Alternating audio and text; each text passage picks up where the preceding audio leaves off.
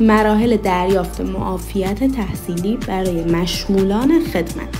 توی مرحله اول باید درخواست صدور معافیت تحصیلیتون رو توی این 2 سایتی که اینجا گذاشتم و توی کپشن هم گذاشتم ارسال کنید. بعد از اون با پرداخت مبلغ 30,000 تومان درخواست شما ثبت میشه.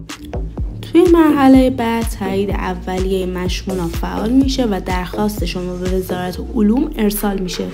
بعد از بررسی اگر مدارکتون کامل باشه و نقصی نداشته باشه، این تاییدیه‌ها به دانشجو ارسال میشه. تاییدیه اولیه وزارت علوم، تاییدیه ثانویه وزارت علوم و تاییدیه نهایی وزارت علوم. توی مرحله بعد از گرفتن تاییدیه به سازمان نظام وظیفه عمومی ناجا مراجعه میکنید و پس از سپردن وثیقه برای دریافت برگه معافیت تحصیلی به سازمان امور دانشجویان میرید و تمام. اگر نقصی مدرک داشته باشید، گزینه عهدت فعال میشه و درخواست به شما بازگردانده میشه.